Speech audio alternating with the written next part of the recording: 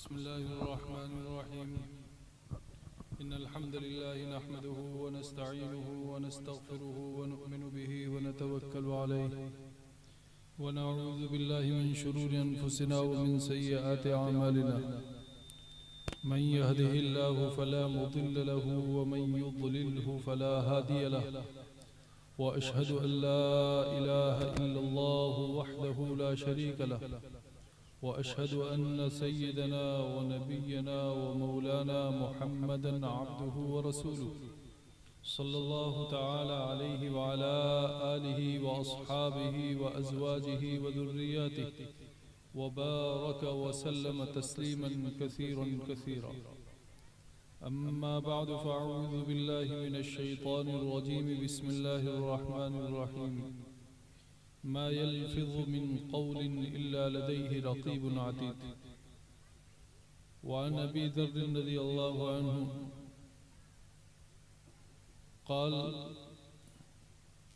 क़ाल रसूलुल्लाहि सल्लल्लाहु अलैहि वसल्लमहीनमा सुइल मन नजातु या रसूलल्लाह क़ाल रसूलुल्लाहि सल्लल्लाहु अलैहि वसल्लम इमलिक अलैक लिसानक वलियसअक बैतुक वब्की अला ख़तीयतिक। सुब्हान रब्बिक रब्बिल इज़्ज़ति अम्मा यसिफ़ून व सलामुन अलल मुरसलीन वल्हम्दुलिल्लाहि रब्बिल आलमीन। बहुत बहुत मोहब्बत और एहतराम के काबिल उलमाए किराम, आइम्मे दीन और हाज़िरीन मजलिस, बहुत देर से आप हज़रात आपके गांव में होने वाले इस मकतब के प्रोग्राम को समाअत कर रहे हैं और बड़ी दिल जमई के साथ और पुरवकार और पुरसुकून तरीक़े से आपने अपने बच्चों के प्रोग्राम को सुना। आप हज़रात मुबारकबाद के काबिल हैं।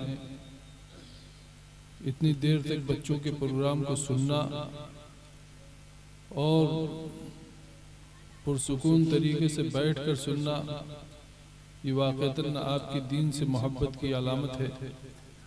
अल्लाह रब्बुल इज़्ज़त आपकी इस मेहनत को और इस दिल जमई के साथ बैठने को अल्लाह रब्बुल इज़्ज़त कबूल फरमाए।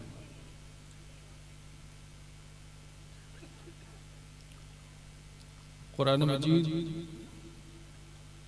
अल्लाह रब्बुल इज़्ज़त का कलाम है, नूर है, हिदायत है, सआदत है, सामान बरकत है और दुनिया और आखिरत में कामयाबी की ज़मानत है। हम मुसलमानों के पास कुरान मजीद अल्लाह रब्बुल इज़्ज़त की जानिब से अमानत है। हमारी ये जिम्मेदारी थी कि हम सारे आलम में कुरान मजीद की तालीमात को, कुरान मजीद की हिदायत को लेकर पहुँचें, कुरान का तारुफ कराएं, कुरानी हिदायत पर खुद चलें और दूसरों को उससे रोशनास कराएं। लेकिन कमज़ोरी इस हद तक बढ़ गई कि हमने भी अपनी ज़िंदगी में अपनी इबादत के अलावा दीगर तमाम चीज़ों में, अकायद और इबादत, इसमें तो हम कुरान को कबूल कर रहे हैं, हदीस को कबूल कर रहे हैं, शरीयत इस्लाम को कबूल कर रहे हैं, रसूल पाक सल्लल्लाहु अलैहि वसल्लम की हिदायत और तरीक़े को हम कबूल कर रहे हैं। लेकिन मुआमलात में, अखलाक में और मुआशरत में, बाजार के कामों में, मुआश के कामों में, लेन देन में, इसमें हमने कुरान और हदीस को छोड़ रखा। एक दूसरे के साथ अखलाक में हमने दीन का लिहाज करना छोड़ दिया। मुआशरत, अपने घर में और घर के बाहर लोगों के साथ जीने के तरीके में हमने कुरान और हदीस को छोड़ दिया। इस्लाम में 5 शोबे हैं: अकीदे, इबादतें, मामलात, अखलाक और मुआशरत। अकायद और इबादत, इसमें तो हम किसी हद तक दीन को, कुरान को, हदीस को, शरीयत को ले रहे, लेकिन लोगों के साथ मामलात में, अखलाक में और मुआशरत में हमने दीन को, कुरान को और हदीस को छोड़ रखा। इसलिए इस बात की जरूरत है कि हम बजाय इसके कि दूसरों के जुल्म सितम का रोना रोएं कि गैर ये कर रहे हैं, दुश्मन यूं कर रहे हैं, कुफ्फार की तरफ से ये साजिश हो रही है, और सारा गुनाह उन पर मंड कर हम 2 कमजोरियां अपने अंदर पैदा कर लेते हैं। हमारे बुजुर्गों में एक बुजुर्ग गुजरे हैं, हजरत शाह अब्दुल कादिर रायपुरी रहमतुल्लाह अलैह, और आज के माहौल में बार बार इसका जिक्र चलता है कि बच्चों का ईमान महफूज नहीं है, बेटियां दुनिया में अपनी औलाद, अपने माँ बाप के इज्जत के साथ खेल जाती हैं और अपनी आखिरत भी तबाह कर लेती हैं, अपना ईमान का भी नुकसान कर लेती हैं। जब इस तरह के मौज़ूआत जब चलते हैं, ईमान की बात जब निकलती है, तो आम तौर से ये बात बार बार दोहराई जाती है कि गैरों की साजिश है, फला दल, फला संघ और हुकूमत, उनकी प्लानिंग है, उनकी साजिश है, उनका तरीका है, उनका ये है, उनका वो। हमारे बुजुर्गों में शाह अब्दुल कादिर रायपुरी रहमतुल्लाह अलैह और उस दौर के जो बुजुर्गान दीन थे, उन्होंने भी ये सब हालात देखे थे, और दीन से फिरने और दीन से फिराने की कोशिशों के हालात सिर्फ इस दौर के हालात नहीं है। सहाबा किराम रिदवानुल्लाहि अलैहिम अजमाइन के दौर से लेकर हमारे आज के ज़माने तक हर दौर में मुख्तलिफ इलाकों में और मुख्तलिफ मुल्कों में इस तरह के हालात हमेशा पेश आते हैं, और ये जो दीन से फिरने का एक माहौल सा बना हुआ नजर आता है, ये जब मुल्क तकसीम हो रहा था उस वक्त भी इस तरह की कोशिशें बड़े जोरों पर थी। तो हमारे अकाबिर ने उस दौर को देखा है। हमारे उन्हीं अकाबिर में हज़रत शाह अब्दुल कादिर रायपुरी रहमतुल्लाह अलैह थे, वो फरमाते थे, बड़ी अहम बात, वो फरमाते थे कि हम गैरों पर जो अपने सारे गुनाहों का इल्ज़ाम धर देते हैं, तो इससे 2 नुकसान होते हैं। फरमाते एक नुकसान तो ये होता है कि अपना तज़किया करना और अपनी कमजोरी को देखना इंसान भूल जाता है।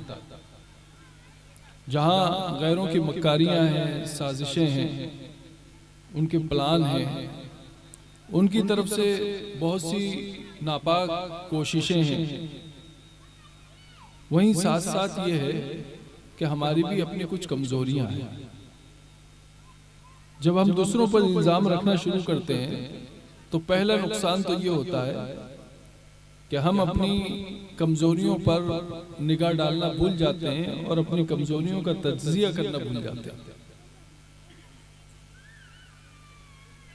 और फरमाते हैं कि दूसरी कमी ये पैदा होती है कि हमारे जो अपने गुनाह होते हैं, उन गुनाहों से तौबा करने की आदत हमारी खत्म हो जाती है। क्योंकि जब हमने ये मान लिया कि सब दूसरों की साजिश है, सब दूसरों के गुनाह हैं, सारी कोशिशें दूसरों की हैं, सारी दुश्मनियां दूसरों की है, तो अपनी कमजोरी भी तलाश करना भूल जाता है आदमी, और अपनी जो कमजोरियां और गुनाह हैं उन गुनाहों से तौबा करना भी भूल जाता है। ये मामलात खराब कहां से होते हैं? ये मामलात उस वक्त खराब होते हैं जब आदमी का अल्लाह रब्बुल इज्जत से रिश्ता कमजोर हो जाता है। और अल्लाह रब्बुल इज्जत से रिश्ता कैसे कमजोर होता है? 3 चीजों से अल्लाह रब्बुल इज्जत से आदमी का रिश्ता कमजोर होता है। मैं काम की बात करूंगा। तकरीर बराए तकरीर हो और वक्त गुजारी हो जाए तो उसका कोई फायदा नहीं। मैं चाहता हूं कि वो बातें करूं कि जिसको सुनने के बाद आप कम से कम घर जाकर एक मर्तबा सोचें और खुद आने वाला महीना इनकलाब का महीना है, तब्दीली का महीना है, मुबारक महीना है, अपनी जिंदगी के मुहासबे का महीना है, मुजाहदे का महीना है, सब्र का महीना है, तहम्मुल का महीना है, बर्दाश्त का महीना है, लोगों के साथ गमखारी का महीना है। ऐसा मुबारक माहौल आपको जल्दी ही मिलने वाला है जिसको नेकियों का सीजन कहा जाता है, जिसमें आदमी कितना ही बड़ा गुनहगार हो, कम से कम दर्जा ये होता है कि वो अगर कोई नेकी करे या न करे, वो कोई नेकी करे या न करे, लेकिन कम से कम अपने गुनाह कम कर देता। इससे कम दर्जा कुछ भी नहीं। उस मुबारक महीने में इन बातों को कभी याद आ जाए तो सोचिएगा, अपनी जिंदगी का हिसाब लीजिएगा। बस इस मकसद के तहत मैं कुछ बातें कह रहा हूं। अल्लाह रब्बुल इज्जत से दूरी और दीन से दूरी 3 चीजों से पैदा होती है। उसके 3 असबाब। पहली चीज, जब आदमी अपनी जिंदगी के मकसद को भूल जाता कि वो आया क्यों था, उसकी जिंदगी का मकसद क्या है, उसमें और काफिर में फर्क क्या है, उसमें और दूसरे जानदारों में फर्क क्या है, उसमें और अल्लाह की दूसरी मखलूकात में फर्क क्या है। एक तबका वो है जो खाता है, पीता है, दुनिया की हर तरह की चीज से लुत्फ उठाता है, मजे लेता है, लेकिन उसे अपनी जिंदगी का मकसद याद नहीं। वो ये समझता है कि बाबर ऐश बकोश के आलम दोबारा ने, कि बाबर जिंदगी गुजार ले, ये जिंदगी दोबारा नहीं मिलने वाली। बस इसी के तहत में वो अपनी तमाम ख्वाहिशात को, इच्छाओं को पूरी करते करते जीता है और अपनी जिंदगी का मयार बेहतर करने की कोशिश करता है। ये भूल जाता है वो कि उसकी जिंदगी का मकसद ये नहीं है कि जिंदगी अच्छी हो जाए। ये मकसद तो अल्लाह को भूल जाने वाले लोगों का है। अल्लाह रब्बुल इज्जत कुरान मजीद में इरशाद फरमाते हैं, वल्लज़ीना कफ़रू यतमत्तऊना व याकुलूना कमा ताकुलुल अनआम वन्नारु मस्वल लहुम। जो लोग खुदा का इनकार कर बैठे, उनको खुदा से मोहब्बत नहीं, वो खुदा को पहचानते नहीं, खुदा के सामने पेशी का उनको एहसास नहीं, वो इस दुनिया के सिवा कोई और दुनिया को मानते नहीं। इस जहां के बाद भी एक जहां है जिसमें रब के सामने पेशी होना है, इसका उनको कोई एहसास नहीं। वो इसी जिंदगी को सब कुछ समझते हैं और क्या करते हैं, फमाया यतमत्तऊना, दुनिया की हर चीज से वो फायदा उठाते हैं। व याकुलूना कमा ताकुलुल अनआम, जैसे जानवर खाते पीते हैं ऐसे वो भी खाते पीते हैं, गुलछर्रे उड़ाते हैं, लेकिन अंजाम क्या होता है, फमाया वन्नारु मस्वल लहुम, उनका ठिकाना जो है जहन्नम बनता। अल्लाह को आदमी भूलता कब है, जब जिंदगी का मकसद उसे याद ना हो। आदमी अल्लाह को भूलता किस वक्त है, जब इंसान उसके दिल में आखिरत में अल्लाह के सामने पेशी का एहसास न हो, आखिरत पर यकीन नहीं।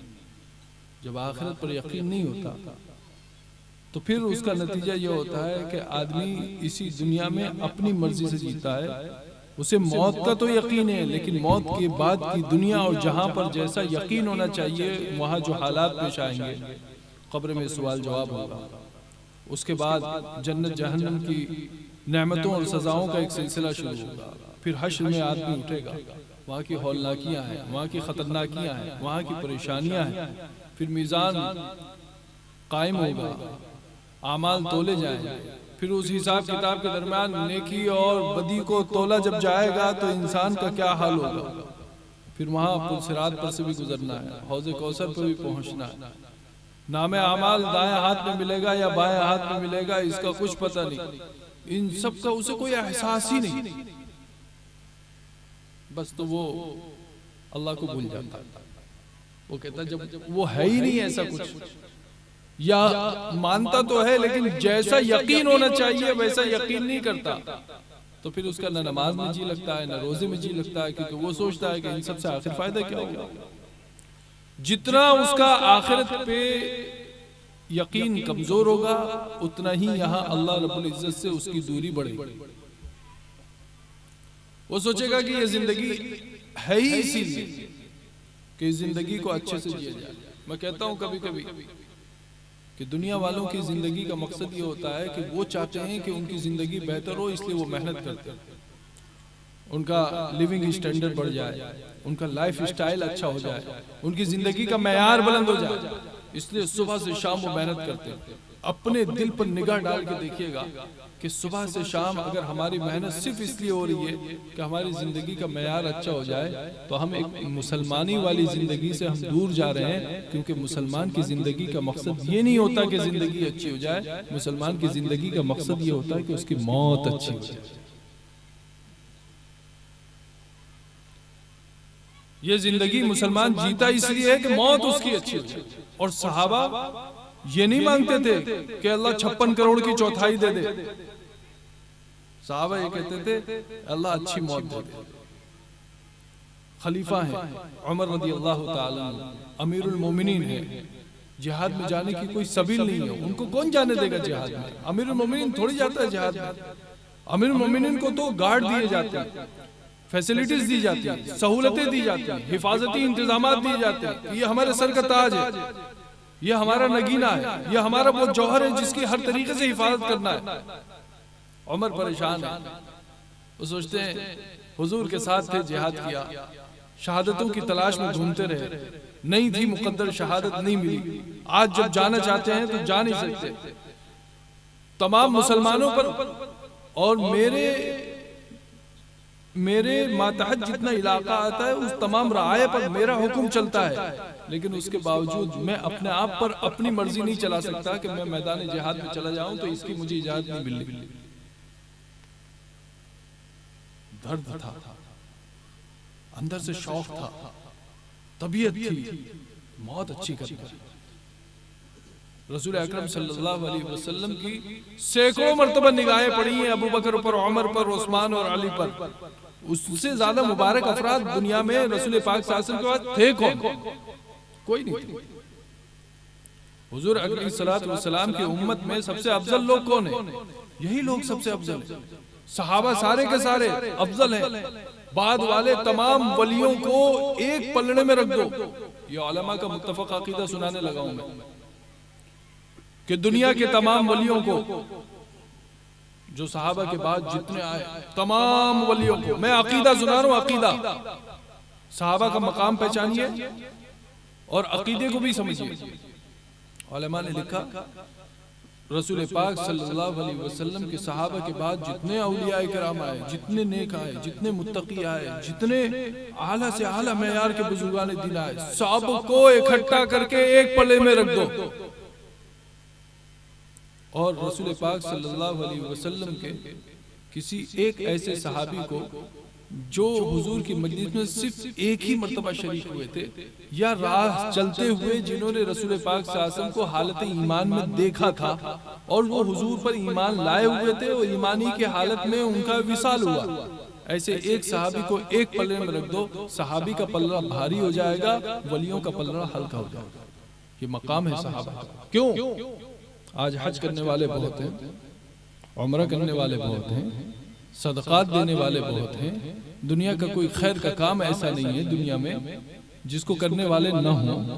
हर खैर के काम करने वालों की तादाद बहुत है, हर खैर के काम में हिस्सा लेने वालों की तादाद बढ़ गई। सब मिल जाएंगे, हज करने वाले मिल जाएंगे, उम्रा करने वाले मिल जाएंगे, सदका खैरात करने वाले मिल जाएंगे, मसाजिद बनाने वाले मिल जाएंगे, काबा की तौसी करने वाले मिल जाएंगे, मस्जिद नबी को और कुशादा से और मजीद कुशादा करने वाले अफराद मिल जाएंगे, सब मिल जाएंगे। ये बताओ वो कहाँ मिलेंगे जिनके हाथ नबी के हाथों में पहुंचे हों? वो लोग कहाँ मिलेंगे जिनके चेहरों पर रसूल पाक सल्लल्लाहु अलैहि वसल्लम की निगाह अक़दस पड़ी हो? वो हजरात कहाँ मिलेंगे जो हुजूर के पीछे नमाज पढ़ते थे? उनको तलाश करके लाओ। वो कहाँ मिलेंगे जो हुजूर के साथ मैदान में शाना बशाना खड़े रहे?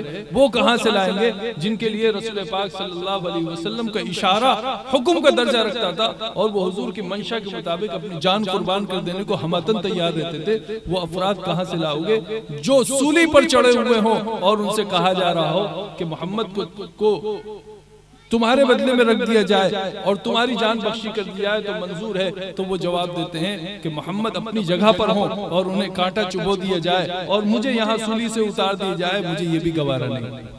कहां से लाएंगे वो?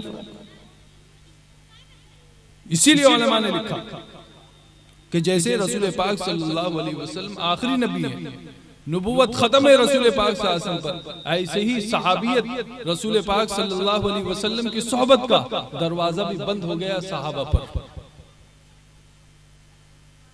हालांकि यहाँ उलमा बैठे, मैं एक बात दरमियान में आ गई तो जिक्र करूं, और मुझे अंदाजा है कि इंशाअल्लाह मेरी इस बात से उलमा की तबीयत बड़ी खुश हो, बड़ी बात से बात निकल आई तो जिक्र करने को दिल कर रहा।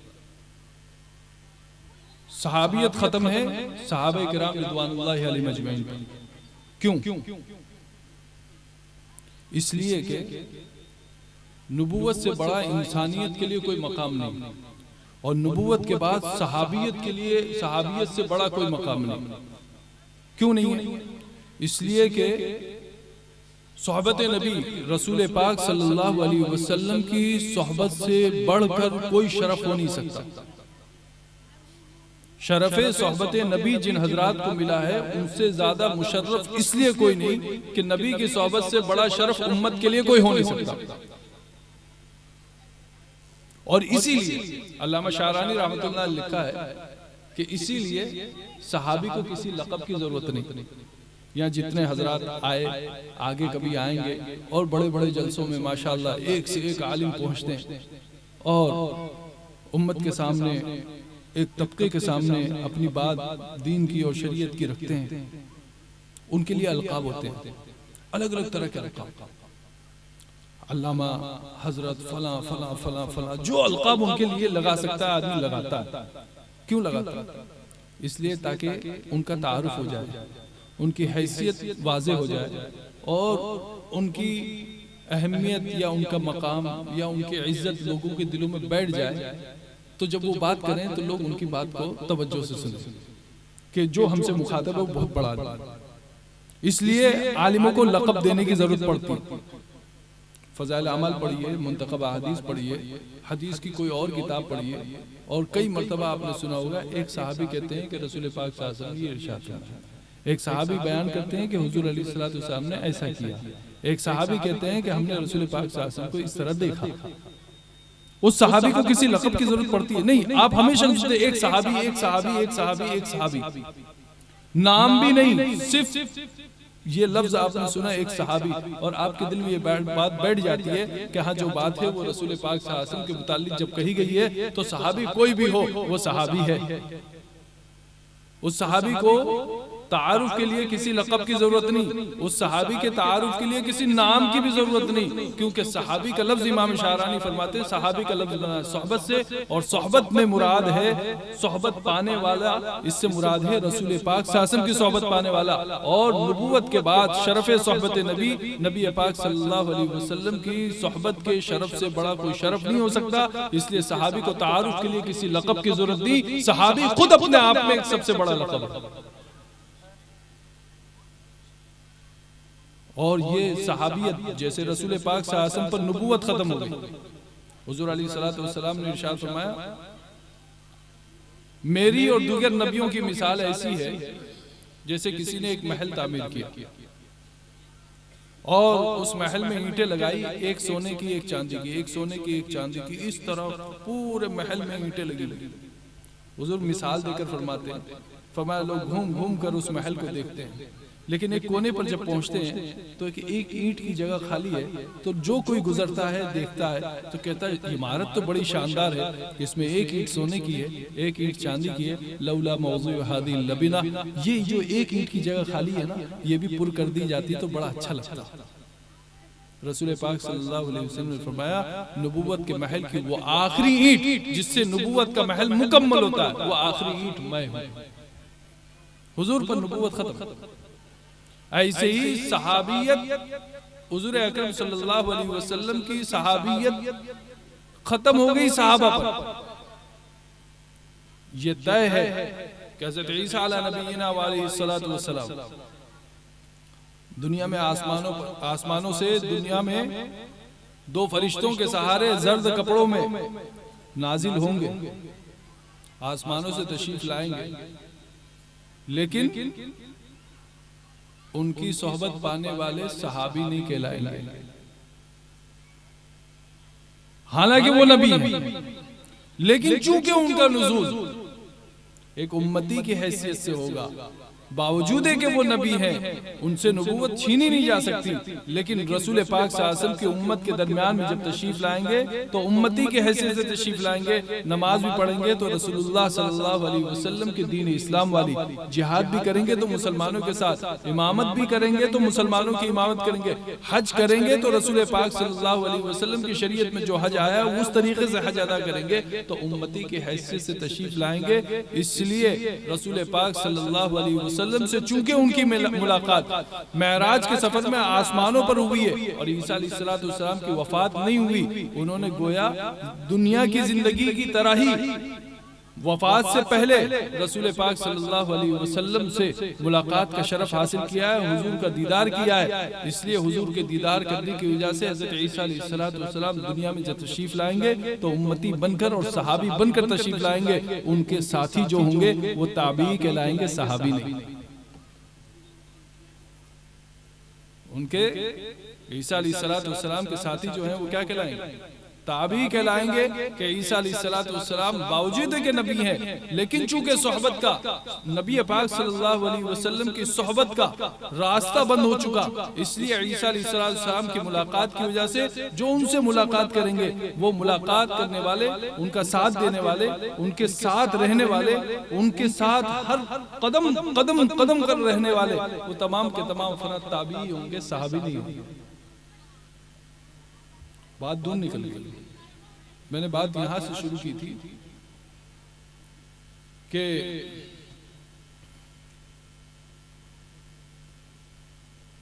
आखिरत से आदमी जब गाफिल हो जाता है,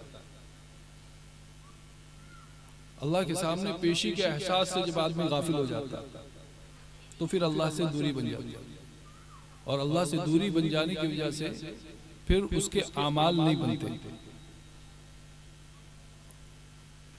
दीन से, अल्लाह से, कुरान से, शरीयत से, इस्लाम से दूरी, ये सब एक ही लफ्ज है, एक ही बात है।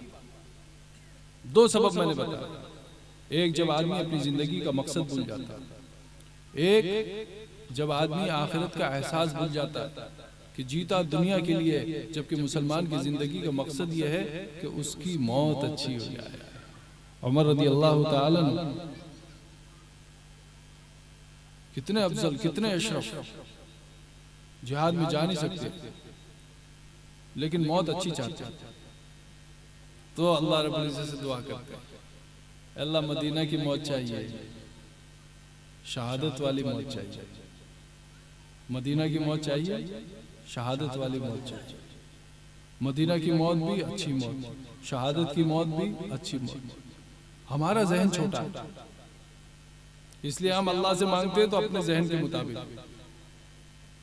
उनका दिल बड़ा था, उनका जहन बड़ा था, वो अल्लाह की कुदरत पर यकीन रखते थे। मदीना में जिहाद की कोई सबील नहीं थी, मदीना में जिहाद की कोई सबील नहीं थी, लेकिन खुदा की कुदरत में कोई कमी तो नहीं है। आप मांगिए जो मांगना है, अल्लाह रब्बुल इज्जत अगर देना चाहेंगे तो सारे रास्ते असबाब खुद ही बना देना। उमर रज़ी अल्लाह ताला अन्हु, वाक़या लंबा हो जाएगा, उमर रज़ी अल्लाह ताला अन्हु को अल्लाह रब्बुल इज्जत ने मदीना की मौत दी और शहादत वाली मौत दी, जबकि मदीना में जिहाद की कोई सबील नहीं। तो दो सबब है। एक, आदमी जब जिंदगी का मकसद भूल जाता, दूसरा आदमी जब आखिरत को भुला बैठता, क़यामत के दिन की पेशी को भुला बैठता, और तीसरी चीज अल्लाह रब्बुल इज्जत से दूरी इस वजह से होती है, इस्लाम से दूरी, कुरान से दूरी, नमाज से दूरी। इन दूरियों का सबब क्या है? वो है गुनाहों की कसरत। जब आदमी लाउबालीपन में एक गुनाह है करता है, मुसलसल करता है, करता रहता है, तो तसलसल के साथ गुनाह, बार बार गुनाह, और गुनाहों को हल्का समझकर मुस्तकिल करते रहना, उससे इंसान दीन से, इस्लाम से, शरीयत से, अल्लाह रब्बुल इज्जत से दूर हो जाता है। और हम आमतौर से क्या समझते हैं कि नेकी ज्यादा करना ये बड़ी बात है। हम सोचते हैं कि नेकी ज्यादा करना।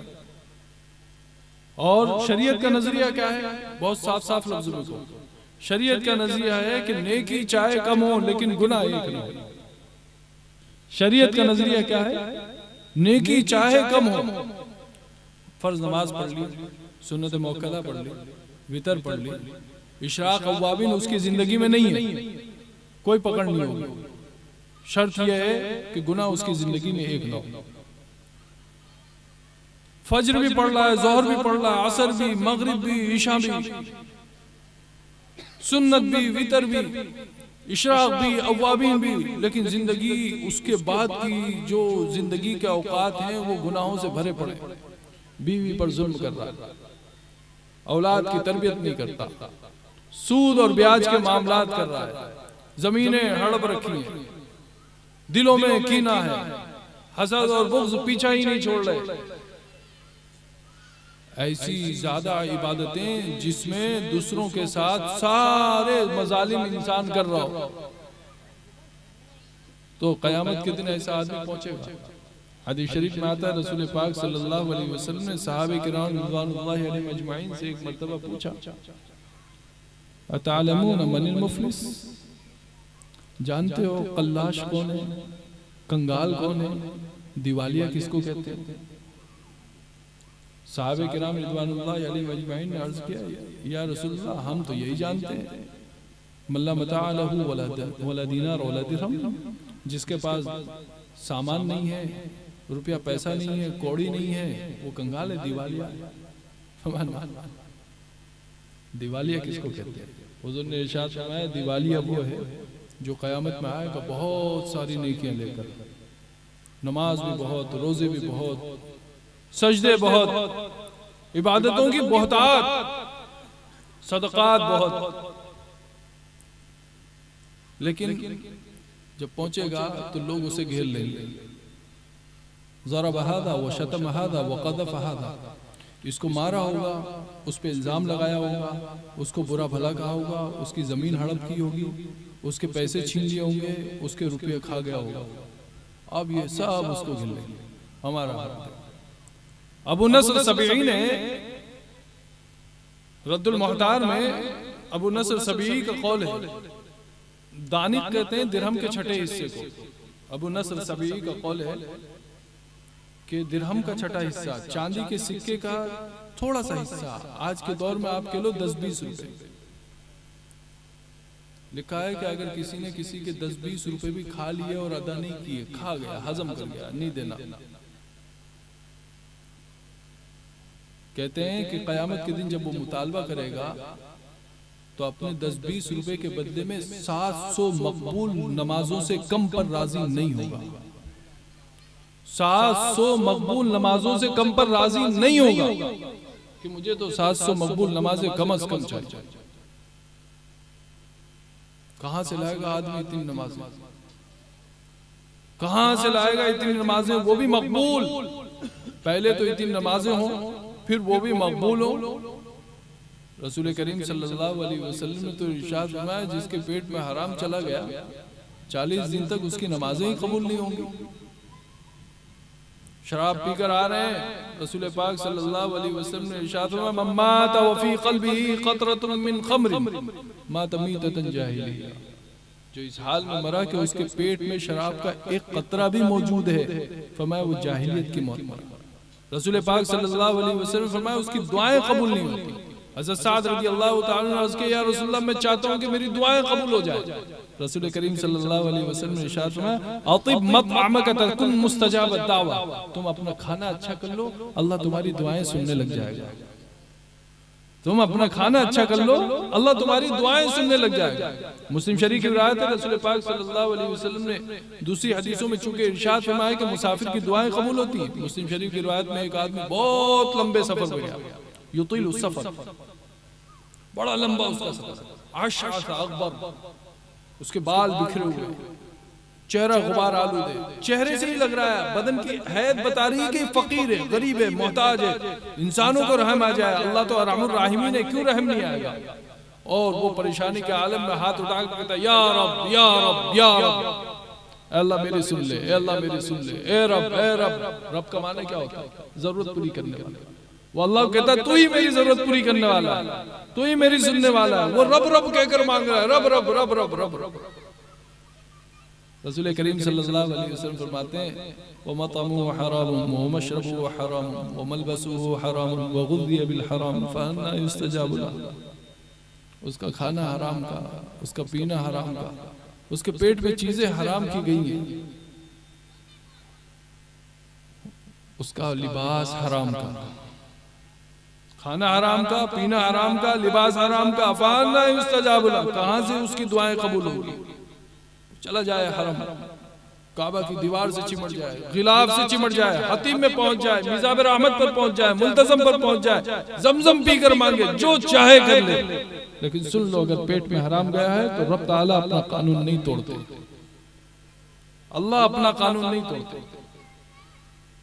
ये नहीं कि आपके कहने से अल्लाह का कानून चलेगा। अल्लाह का कानून वो है जो रसूलुल्लाह से उन्होंने बता दिया। अगर कानून में ऐसी लोच लचक होती तो फिर बताने की जरूरत ही नहीं थी। कोई आदमी अपना कानून टूटता हुआ पसंद नहीं करता, रब अपना कानून टूटता हुआ क्यों पसंद करेंगे? तो जब गुनाहों की ज्यादती होती है, गुनाहों की ज्यादती होती है तो आदमी अल्लाह को भूल जाता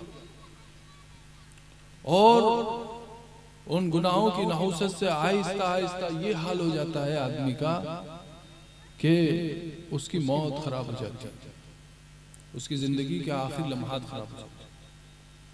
रसूल करीम सल्लल्लाहु अलैहि वसल्लम ने इस गुनाह की शनाअत को कैसे इरशाद फरमाया? फरमाया नेक ही कौन, नेक कौन? फरमाया रसूल पाक सल्लल्लाहु अलैहि वसल्लम ने इत्तक़िल महारिम तकुन अअबदन नास, तुम गुनाहों से अपने आप को बचाओ, सबसे बड़े इबादत गुजार बन जाओ। क्या फरमाते हैं अल्लाह रब्बुल इज्जत कुरान मजीद में, इन औलियाउहु इल्लल मुत्तकून वलाकिन्न अक्सरहुम ला यअलमून। अल्लाह के वली वो हैं जो गुनाहों से बचते हैं। अल मुत्तकून अनिश शिर्क, अल मुत्तकून अनिल कबाइर, अल मुत्तकून अनिस सगाइर, अल मुत्तकून अन खियाल मा सिवल्लाह। वो जो अपने आप को बचाते हैं शिर्क से, वो जो अपने आप को बचाते हैं कबीरा गुनाहों से, वो जो अपने आप को बचाते हैं छोटे छोटे गुनाहों से, वो जो अपने आप को बचाते हैं गैरुल्लाह के ख्यालात से। अलग अलग दर्जात हैं। अल्लाह रब्बुल इज्जत इरशाद फरमाते हैं अल्लाह के वली वो हैं जो अपने आप को गुनाहों से बचाते हैं। फरमाया वलाकिन्न अक्सरहुम ला यअलमून, लेकिन अक्सर लोग इस गुर को नहीं जानते। मैं ला यअलमून का तर्जुमा मैंने किया, वलाकिन्न अक्सरहुम ला यअलमून, लेकिन अक्सर लोग इस गुर को नहीं जानते। लोग सोचते हैं कि ज्यादा इबादत करने से आदमी वली होता है, और कुरान का बयान यह है और रसूल पाक सल्लल्लाहु अलैहि वसल्लम का फरमान यह है कि असल वली वो है जो अपने आप को गुनाहों से बचा ले। क्योंकि गुनाहों से जब बचा कर रखेगा तो जब कभी अपनी इफ़्फ़त और पाकदामनी के हवाले से अल्लाह से कुछ मांगेगा, गुनाहों से बचने की किसी खास कैफियत के साथ कोई गुनाह से बचा है, उस हवाले से अल्लाह से कुछ मांगेगा, अल्लाह उसकी दुआ रद्दी करेगा। हदीस शरीफ में इरशाद फरमाया रसूल पाक सल्लल्लाहु अलैहि वसल्लम ने, गार का मुंह बंद हो गया,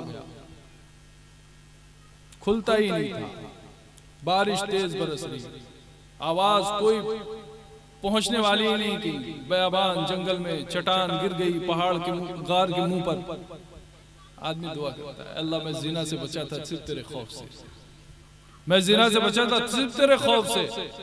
इस चट्टान को गार के मुंह से कोई नहीं हटा सकता, तू हटा सकता है। अल्लाह रब्बुल इज्जत ने दुआ से नहीं, गार के मुंह से जितना अल्लाह के नजदीक मुकद्दर था उतना उस दुआ की बरकत से हटा दिया गया। हदीस शरीफ में आता है रसूल पाक सल्लल्लाहु अलैहि वसल्लम ने, बस एक वाक़या अर्ज करूं और बात पूरी करूं। बुखारी शरीफ की रिवायत में किस्सा आया,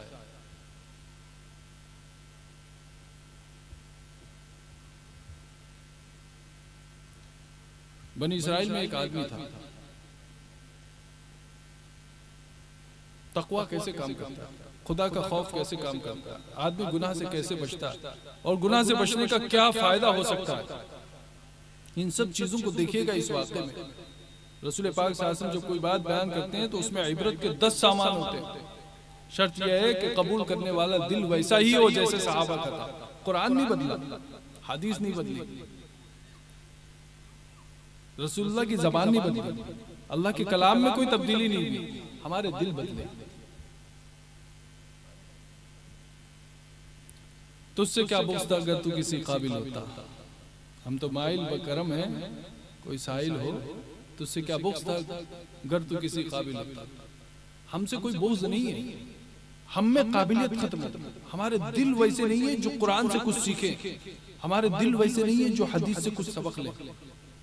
रसूल पाक सल्लल्लाहु अलैहि वसल्लम फरमाते हैं एक आदमी किफ्र था और वो गुनाह करने से बाज नहीं आता था और वो नाजायज ताल्लुकात पैसों की बुनियाद पर बनाता था। मेरे इशारात को आप समझ गए होंगे। जिना करने में कभी पीछे नहीं रहता था। इत्तेफाक से एक गरीब बाप की गरीब बेटी से उसने किसी तरह मामला तय किया। वो परेशान हाल थी, वो राजी नहीं हुई गुनाह पर, तो उसके साथ मामला किया पैसे का। वो 40 या 60 दिरहम और दिनार उसके मामले में तय किए। उसकी मजबूरी थी, उसका कोई एक ऐसा मौका आया कि जिस मौके पर उसने ये सोचा कि मेरी परेशानी दूर करने का अब इसके अलावा कोई रास्ता नहीं। मुआशरे में अगर कोई खातून इस हैसियत में पहुंच जाए, इस मकाम पर पहुंच जाए, तो समझ लो सिर्फ वो गुनहगार नहीं है, पूरा गांव गुनहगार है, पूरा मुआशरा गुनहगार है। पूरे मुआशरे की जिम्मेदारी, पूरे महल्ले की जिम्मेदारी, पूरे गांव की जिम्मेदारी है कि कोई मजबूर अपनी माली मजबूरी की वजह से गुनाह के रास्ते पर अगर जा रही है या गुनाह के रास्ते पर कोई अगर जा रहा है तो उसका जिम्मेदार सिर्फ वो एक फर्द, वो एक लड़का या एक लड़की, वो एक बेटा या एक बेटी, वो एक मर्द या एक औरत उस जुर्म में गुनाहगार नहीं है, बल्कि उस जुर्म के गुनाह में, उस जुर्म में शरीक पूरा महल्ला और पूरा गांव। मामला तय हो गया। रात को पैसे लेकर पहुंचा, पैसे दिए।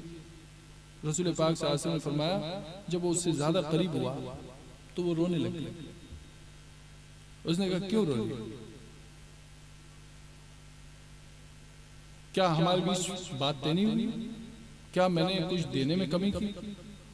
उसने कहा नहीं, बात ये नहीं है। और आंख से आंसू निकालते हुए उसने कहा मैंने कभी इस तरह गुनाह का काम नहीं किया, इन्नी अखाफुल्लाह, मुझे अल्लाह से डर लगता है। बात दिल की थी, अंदर की थी, सच्चाई की थी।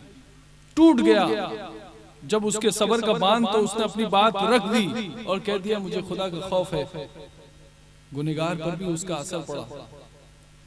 उसने भी पैसे वहीं छोड़े, वहीं से उठकर चला आया और उसने कहा जब एक मजबूर खुदा के खौफ से इतना कांप सकती है और रो सकती है, तो मेरे पास तो खुदा के अतीये इतने दिए हुए हैं, उसके बाद मुझे अगर खुदा का खौफ नहीं है तो मुझसे बड़ा मनहूस आदमी कोई नहीं। उसने उसी रात तौबा की। अल्लाह रब्बुल इज्जत का करना कि उसी तौबा के बाद उसका इंतकाल भी हो गया। गुनाहों से बचना और गुनाहों की तौबा पर इंतकाल होना। रसूल पाक सल्लल्लाहु अलैहि वसल्लम ने इरशाद फरमाया, सुबह जब वो नहीं आया तो उसके औबाश दोस्तों ने उसको ढूंढा, जब नहीं मिला तो उसके घर तक पहुंचे। जब घर पहुंचे तो देखा दरवाजा बंद है, खटखटाया, नहीं खुला तो तोड़कर अंदर दाखिल हुए। मालूम हुआ कि किफल तो मर चुका। और जब दरवाजे पर बाहर निकले तो देखा फरिश्तों से अल्लाह रब्बुल इज्जत ने लिखवा दिया था कि फरिश्तों आकर लिख गए, क़द गफ़रल्लाहु लिल किफ़ल, अल्लाह ने किफ़ल की मग़फ़िरत कर दी।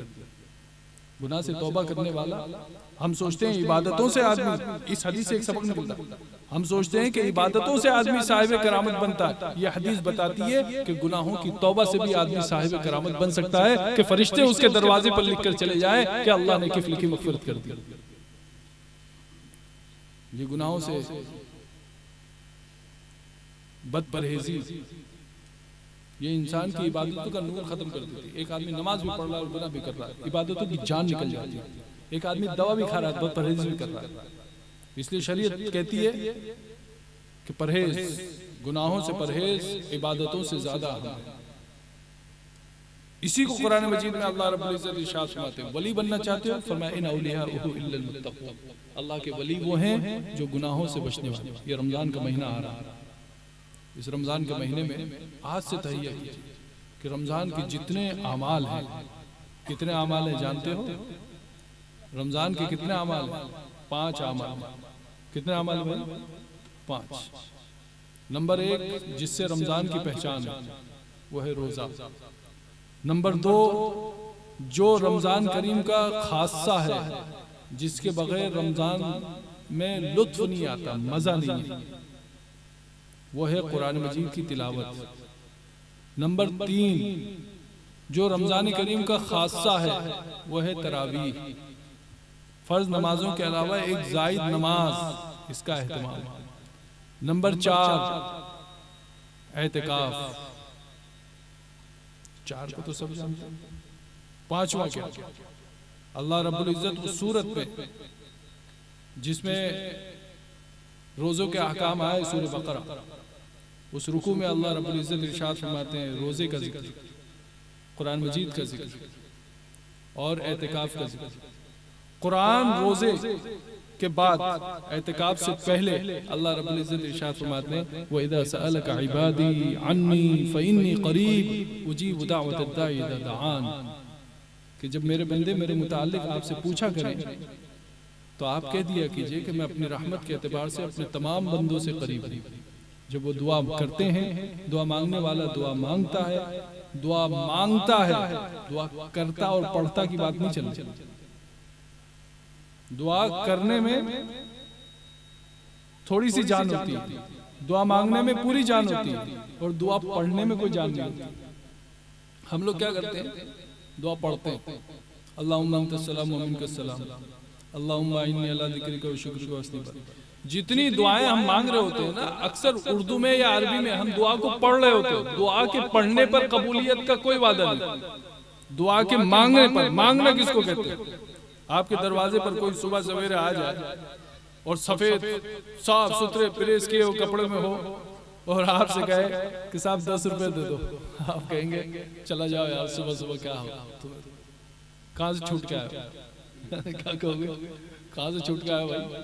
जाओ, तुम्हारी किसी चीज से दिख ही नहीं रहा है कि तुम्हें जरूरत है, तुम मोहताज हो, तुम जरूरतमंद हो, नजर नहीं जाए।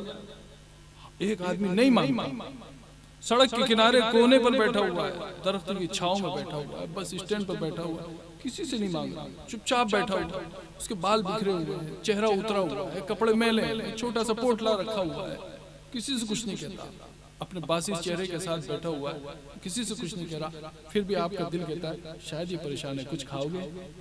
उससे फौरन पूछते कुछ खाओगे भाई, कोई परेशानी है? फिर जब आप उससे पूछते हैं तो वो कहता है हाँ खिला दो, आप कहते हो यार इसको खिला। तब आप सोचते हो कि आपका मसरूफ सही था, तब आप सोचते हो कि आपका पैसा ठिकाने लगा, तब आपको लगता है कि मेरा रब इस पर मुझे कुछ देगा। क्यों? एक मांग रहा है और नहीं दे रहा, एक बैठा हुआ है बगैर मांगे उसको दे रहा, क्योंकि उसके अंदर मांगने की अदा है, चाहे वो न मांगे, मांगने की हालत में वो दिख रहा है। ये रमजान मुबारक का महीना, आदमी जिंदगी भर मांगता है, क्या क्या मांगता है अल्लाह से, बुजुर्गान दिन कहते हैं कि दुआओं से तो पता चलता है, दुआओं से पता चलता है इंसान का दिमाग, इंसान की ज़हनियत, इंसान का दिल, इंसान की सोच, दुआओं से पता चलता है। एक आदमी दुआ में मांग रहा है अल्लाह दुनिया दे दे, एक आदमी मांग रहा है अल्लाह बच्चों का कारोबार कर दे, मांग रहा है ये कर दे, वो कर दे, वो कर दे, वो कर दे, अब की ये वाला खेत ले लूं, अब की वो वाला प्लाट ले लूं, ये वाला कर्जा दूर कर दूं, वो वाला काम कर दूं, बच्चे की शादी ऐसी हो जाए। मांग रहा है दुनिया दुनिया दुनिया, समझ लो कि वो दुनिया का। और एक आदमी मांग रहा है और मांगने की अदा से मांग रहा है, और वो क्या मांग रहा है? अल्लाह मेरी मौत अच्छी हो जाए, अल्लाह कब्र के सवाल जवाब आसान कर दे, अल्लाह कयामत के दिन के हौलनाकियों से बचा ले, अल्लाह उस दिन की परेशानियों से बचा ले, अल्लाह हौज़े कौसर पर हाज़ी नसीब फरमा दे, फरिश्ते धुतकारे ना, अल्लाह पुलसिरात से गुजार दे, अल्लाह दाएं हाथ में नामा अमल दे दे। खुदा की कसम इनमें से एक एक बात ऐसी है कि उस मसले को हल करने के लिए अगर जिंदगी भर आदमी को सजदा करना पड़ जाए तो सजदे की कोई हैसियत नहीं, मसला अगर हल हो जाए तो सजदे वसूल। हम इतनी बड़ी बड़ी चीजें मांगते हैं, अल्लाह जहन्नम के अजाब से, दज्जाल के फितने से, कब्र के अजाब से, क़यामत की हौलनाकी से, एक एक बात में इतनी बड़ी बड़ी बातें हैं। आदमी मांग रहा है और लफ्ज पढ़ रहा है, उसको पढ़ना बोलते हैं, मांगना नहीं। पढ़ने से दुआएं कबूल नहीं होती, मांगने से। रमजान मुबारक का महीना आ रहा है, मांगिए। अल्लाह रब्बुल इज्जत ने 4 इबादतें तो हम सब समझ रहे हैं, रोजा है, कुरान मजीद की तिलावत है, तरावी का एहतमाम है, एहतिकाफ है, इसके बाद एक अहम इबादत जो दरमियान में अल्लाह ने जिक्र की है, जिससे इस बात की तरफ तवज्जो दिलाई है कि रमजान में तो इस मामले में गफलत नहीं होनी चाहिए। वो अमल कौन सा है भाई? बोलो भाई कौन सा? दुआ। खूब मांगने का महीना है, दिल नरम रहता है, खूब गिड़गिड़ा और अभी से अल्लाह से मांग लो कि अल्लाह रमजान में अभी जितना दिल नरम है इससे कहीं ज्यादा दिल नरम कर दे, अल्लाह अपना बना दे, अल्लाह इखलास दे दे, अल्लाह अपनी मोहब्बत दे दे, अल्लाह ऐसा बना दे कि मैं तू मुझसे राजी हो जाए, अल्लाह ऐसा कर दे कि मेरे जरिए से दीन फैल जाए, अल्लाह मेरी कब्र बना दे, मेरी आखिरत बना दे, मुझे अपना महबूब बना ले, मकसूद मेरा तेरा दीदार है, अल्लाह जब तेरा दीदार हो तो खुश खुश दीदार। अल्लाह रब्बुल इज्जत से सब मांगने की चीज। रमजान मुबारक में इन चीजों का एहतमाम करे। ये दिल नरम है, रमजान के महीने में चूंकि दिल नरम रहता है तो इन सब चीजों पर आदमी गौर व फिक्र के साथ वाक़तन जिस तरह अमल करना चाहिए उस तरह अमल करे और अपने दिल का हिस्सा इबादतों में शामिल कर दे। तो आप देखिए कि रमजान में अगर आपकी जिंदगी में इनकलाब नहीं आया, मैंने मान लिया आपकी जिंदगी में रमजान मुबारक में अगर इनकलाब नहीं आया तो कम से कम ये होगा कि खुशगवार तब्दीली आ जाएगी, और ये खुशगवार तब्दीली ही अपने आप में बड़ी चीज साबित होगी। इस रमजान में आपने 2 गुनाह छोड़ दिए, उसके बाद वाले में 2 छोड़ दिए, उसके बाद वाले में 2 छोड़ दिए। मान लीजिए किसी को मुकद्दर कर रखा अल्लाह रब्बुल इज्जत ने कि उसकी जिंदगी में 20 रमजान आए और हर रमजान वो 2-2 गुनाह छोड़ते चला गया, तो आने वाले 20 रमजान के बाद देखेगा कि उसकी जिंदगी से 40 गुनाह निकल चुके। कोई मुश्किल काम नहीं। 2 नेकी शामिल कीजिए, 2 गुनाह को बाहर कीजिए। आप देखेंगे कि 10 रमजान के बाद आपकी 10 रमजान अगर आपकी जिंदगी में आए तो 20 नेकी आपकी जिंदगी में दाखिल हो चुकी होंगी और 20 गुनाह आपकी जिंदगी से बाहर निकल चुके होंगे।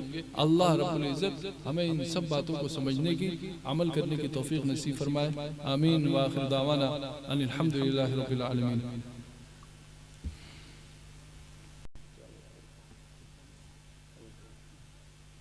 भाई ताखीर हो गई, माफ़ी भाई, 11:15 दुआ कर लेंगे। बिस्मिल्लाहिर्रहमानिर्रहीम। अल्लाहुम्मा लकल हम्दु हम्दन दाइमन मा दवाम व खालिदन मा खलूदिक व लकल हम्दु हम्दन ला मुंतहा लहु दून मशीयतिक व लकल हम्दु हम्दन ला युरीदु क़ाइलुहु इल्ला रिदाक। अल्लाहुम्मा लकल हम्दु कमा यंबग़ी लिजलालि वजहिका व लिअज़ीम सुल्तानिक। सुब्हानक अल्लाहुम्मा ला नुहसी सनाअन अलैका अंता कमा अस्नैता अला नफ्सिक। अल्लाहुम्मा सल्लि अला मुहम्मदिन नबिय्यिल उम्मी व अला आलिहि व सल्लिम तस्लीमा। अल्लाहुम्मा सल्लि अला मुहम्मदिन नबिय्यिल उम्मी व अला आलिहि व सल्लिम तस्लीमा। अल्लाहुम्मा सल्लि अला मुहम्मदिन नबिय्यिल उम्मी व अला आलिहि व सल्लिम तस्लीमा। अल्लाह आप ही हमारे मालिक हैं, आप ही हमारे आका हैं, अल्लाह आप ही हमारे दाता हैं, आप ही शाहों के शाह हैं, शहंशाह हैं, अकरमुल अकरमीन हैं। अजवदुल अजवदीन हैं। ए रहमुर राहिमीन, आज हम आपकी बारगाह में इस मुबारक मजलिस में अल्लाह आपकी बारगाह में हाथ फैलाए हुए हैं। ए मालिकुल मुल्क, हमारे गुनाहों को माफ़ फरमा, हमारी ख़ताओं को माफ़ फरमा, हमारी लफ्ज़िशों को माफ़ फरमा। अल्लाह हमारा यहाँ आना कबूल फरमा, हमारे कहे सुने में बरकत अता फरमा। ए रहमुर राहिमीन, हमारे कहे सुने में बरकत अता फरमा। ए रहमुर राहिमीन, क़यामत के दिन इस कहे सुने को ज़ख़ीरा बना, इस मजलिस को हमारे नामे आमल में नेकी बना। ए अल्लाह, ये जिन बच्चों और बच्चियों ने प्रोग्राम में हिस्सा लिया, जो साल भर अल्लाह दीन पढ़ते हैं, कुरान मजीद पढ़ते हैं, ए अल्लाह इनका पढ़ना पढ़ाना कबूल फरमा। अल्लाह इनकी और इनके बाद वाली नस्लों की भी अल्लाह दीन की हिफाजत फरमा। क़यामत तक के ए अल्लाह जो हजरात दीन की फ़िक्र रखते हैं, उनकी नस्लों में क़यामत तक दीन को बाकी रखे। ए अल्लाह, ए रहमुर राहिमीन, जो कुछ भी रसूल करीम सल्लल्लाहु अलैहि वसल्लम ने खैर मांगा है, चाहा है, हम भी चाहते हैं, हमें नसीब फरमा। अल्लाह रमज़ान का मुबारक महीना, कई रमज़ान आए और चले गए, हमसे तो कदर न हुई, हम जैसा वसूल कर सकते थे कर न पाए। ए मालिकुल मुल्क, उसमें हमारी ही कमज़ोरियाँ थी। अल्लाह एक रमज़ान और हमारी ज़िंदगी में आने वाला है, इस रमज़ान को हमारे लिए मुक़द्दर बना, इसका वसूल करना हमारे लिए आसान फरमा। अल्लाह रमज़ान मुबारक हमारे दरमियान से जब जाए तो इस तरह जाए कि हमारी मग़फ़िरत का फ़ैसला हो चुका हो। ए अल्लाह रमज़ान मुबारक को बेहतर तरीके से वसूल करने की तौफ़ीक़ नसीब फरमा। रमज़ान मुबारक की इबादतें ए अल्लाह हमें खूब हिम्मत के साथ करने की तौफ़ीक़ नसीब फरमा। तुझसे और इस्लाम से, दीन से और कुरान से जो दूरी हो रही है, उस दूरी के जो जो असबाब हैं, अल्लाह उन असबाब से हमारा पीछा छुड़ा दे। हमारी ज़िंदगी गुनाहों से भरी हुई है, अल्लाह हमारी ज़िंदगियों से गुनाहों को बाहर निकाल दे। अल्लाह हम आज तेरे हुजूर तौबा करते हैं, आइंदा कभी फिर कभी गुनाह हो तो अल्लाह तेरे हुजूर तौबा करने की तौफ़ीक़ नसीब फरमा। जिन शुर्र फितन से, जिन बलायों महन से, जिन गलतियों, खामियों, ख़राबियों से रसूल करीम सल्लल्लाहु अलैहि वसल्लम ने पनाह चाहिए, अमान मांगा है, हम उन सब से आप ही की पनाह, आप ही का अमान चाहते हैं। अपनी पनाह, अपना अमान नसीब फरमा। ऐ अल्लाह हमारी ज़िंदगी से बेहतर बना हमारी मौत को। ऐ अल्लाह जब जिए तो तेरे नाम पर जिए, जब इस दुनिया से जाएं तो अल्लाह बेहतरीन मौत नसीब फरमा, रिदा वाली मौत नसीब फरमा, ईमान वाली मौत नसीब फरमा, वफ़ा वाली मौत नसीब फरमा, तेरी रज़ा वाली मौत नसीब फरमा, कलमे वाली मौत नसीब फरमा, सजदे और शहादत वाली मौत नसीब फरमा। अल्लाह ऐसी मौत नसीब फरमा जिस मौत के बाद हमें मौत पर रश्क आए। अल्लाह हमारी मौत अच्छी फरमा, अल्लाह हमारी मौत अच्छी फरमा, अल्लाह हमारी मौत अच्छी फरमा। ऐ रहमुर राहिमीन, कब्र सुना है बहुत ज़ोर से भींचती है। सादिक ने फरमाया है, रसूल पाक सल्लल्लाहु अलैहि वसल्लम ने इरशाद फरमाया, अल्लाह कब्र के भींचने से हमारी हिफाजत फरमा, मुनकर नकीर के सवाल के वक्त जवाब देना आसान फरमा, क़यामत के हौलनाकी और ख़तरनाकियों से हिफाजत फरमा, क़यामत के दिन रसूल पाक सल्लल्लाहु अलैहि वसल्लम की सिफारिश नसीब फरमा। ऐ अल्लाह तेरे नबी पाक सल्लल्लाहु अलैहि वसल्लम ने फरमाया, क़यामत के दिन बहुत से ऐसे गुनहगार होंगे जिनको अल्लाह रब्बुल इज़्ज़त बुलाएंगे और अपनी रहमत की चादर में ढांप लेंगे। ऐ रहमुर राहिमीन, उनसे पूछा जाएगा तुमने फ़लाँ गुनाह किए थे, फ़लाँ किए थे, वो इकरार कर लेंगे। अल्लाह उनके इकरार पर अल्लाह उनके इकरार पर आप रहमत फरमाएंगे। आप कहेंगे तूने इकरार किया, हमें भी पता था, तुझे भी पता है, जा हमने दुनिया से छुपाया था, दुनिया में भी आखिरत में भी छुपा दिया और तेरे लिए जन्नत का फैसला कर दिया। अल्लाह आज भी हमें अपने गुनाहों का इकरार है, कल भी अपनी रहमत की चादर में ढांप कर हमसे गुनाहों का इकरार करवा लीजिएगा। हम तो आज भी अपने गुनाहों के मुअतरिफ हैं, कल भी हम अपने गुनाहों का इकरार कर लेंगे। ऐ मालिकुल मुल्क, हमसे बहुत गलतियाँ हुई, बहुत गुनाह हुए हैं, हमारी तन्हाइयों से आप वाकिफ़ हैं, हमारी जलवतों से वाकिफ़ हैं, हम किसी चीज़ का इनकार नहीं करते। अल्लाह क़यामत के दिन भी हमसे इकरार करा लीजिएगा, जैसे आज इकरार करते हैं क़यामत में भी इकरार कर लेंगे। अल्लाह अपनी रहमत की चादर में आज भी ढांप लीजिए, कल भी ढांप लीजिएगा। हम तो इकरारी मुजरिम हैं, हमारे लिए रहमत का फैसला फरमा दीजिए। अल्लाह हम जानते हैं जो कमज़ोर बच्चा होता है, मासूर होता है, उसकी नाक बहती है, उसके कपड़े बिगड़ जाते हैं। अल्लाह सबसे ज़्यादा नज़र माँ की उसी पर होती है। माँ अपने कमज़ोर बेटे पर नज़र रखती है, माँ अपनी कमज़ोर औलाद का सबसे ज़्यादा ख्याल रखती है। आप तो रहम करने वालों से ज़्यादा रहम करने वाले हैं। अल्लाह हम तो नबी के बाद बहुत दूर आए, बहुत देर से आए। ऐ मालिकुल मुल्क, हमें बहुत कमज़ोरियाँ, बहुत ख़राबियाँ हैं, लेकिन तुझे तेरी रहमत का वास्ता अल्लाह आप रहमुर राहिमीन है। ऐ मालिकुल मुल्क, ऐ मालिकुल मुल्क, हमारे अपने इस कमज़ोर मखलूक पर रहम फरमा दे, अपनी रज़ा नसीब फरमा दे, अपनी मोहब्बत नसीब फरमा दे, रमज़ान तक पहुँचना आसान फरमा दे, रमज़ान वसूल करना आसान फरमा दे, क़यामत के दिन की तमाम परेशानियों से निजात और आफ़ियत नसीब फरमा दे।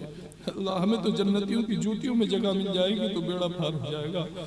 मालिकुल मुल्क, हम आपसे तमन्ना नहीं कर सकते कि हमें बड़ी बड़ी जन्नत दे, लेकिन जन्नतियों की जूतियों में कहीं किनारे पर भी अगर जगह मिल गई तो अल्लाह हम दोज़ख के अज़ाब से बच जाएंगे। मालिकुल मुल्क, मालिकुल मुल्क, हमारे लिए जन्नत का फैसला फरमा दे, हमारी दुआओं को अपने फज़ल ख़ास से कबूल फरमा। वसल्लल्लाहु तआला अला खैरि खल्क़िही सय्यिदिना मुहम्मद व अला आलिहि व सहबिहि अजमईन। सुब्हान रब्बिका रब्बिल इज़्ज़ति अम्मा यसिफून व सलामुन अलल मुरसलीन वल्हम्दुलिल्लाहि रब्बिल आलमीन।